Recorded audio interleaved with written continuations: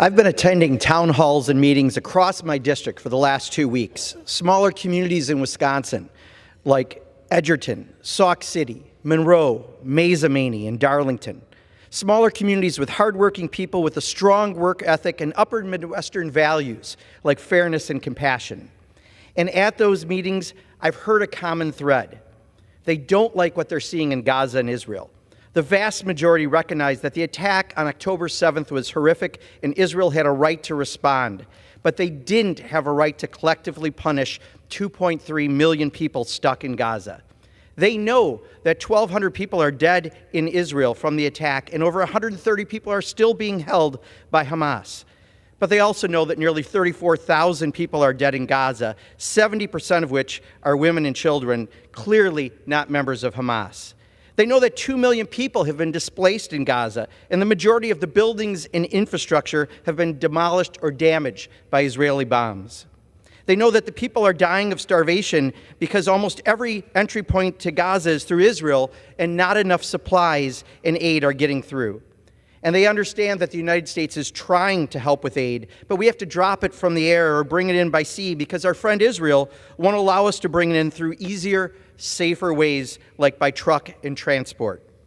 They know that aid workers are being killed, 200 plus to date, including some from Chef Jose Andreas' World Central Kitchen. The limited food, water, and supplies that are being let in have to be distributed, but aid workers are too often killed in the process of delivering humanitarian aid while making alleviating suffering even more difficult. And they don't understand how we can provide both armaments and aid to the same area, as that doesn't make sense to people with Midwestern sensibilities. They tell me it looks like punishment for being Palestinian. They tell me it appears Benjamin Netanyahu wants people to leave Gaza for good. They tell me it looks too much what like genocide would look like, and that concerns them greatly. And the bombings of the World Central Kitchen workers, the seemingly targeted and repeated bombings despite the Israeli military knowing their location and purpose, has been one more step too far by Netanyahu's government's handling of this war. Enough is enough. The indiscriminate killing must stop. The aid must flow. The hostages must be released, and a ceasefire must hold to protect every child in Gaza and Israel. The devastation has been severe, far more severe than it ever needed to be. The world would have understood a response going after Hamas killers. But the Netanyahu government has gone too far, way too far, in its response. That's why I helped lead a letter signed by 56 members of Congress to the president to stop any additional offensive armed transfers to Israel without a thorough investigation of the World Central Kitchen killings and a plan for aid and assistance to get to starving Palestinians.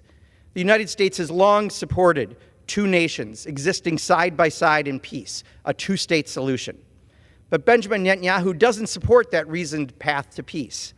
And that, along with his punishing innocent Palestinians while allegedly going after Hamas, has made it time to get a divorce from Benjamin Netanyahu.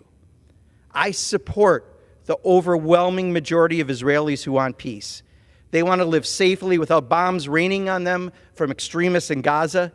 They, too, don't like the direction and mistakes of the Netanyahu administration, and they want the hostages returned immediately.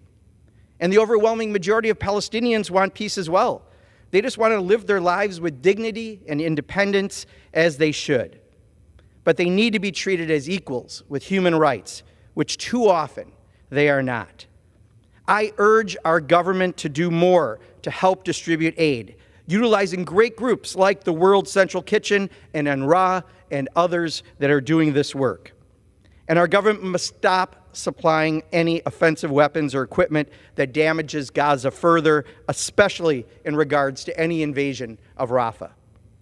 Let's take this awful current situation and make some good out of it. We need to double down on a two-state solution that recognizes the many, many good people of Israel and Palestine that want to live in peace. It is achievable, and the United States is crucial to that peace. And that's what I'm hearing in my district. I yield back.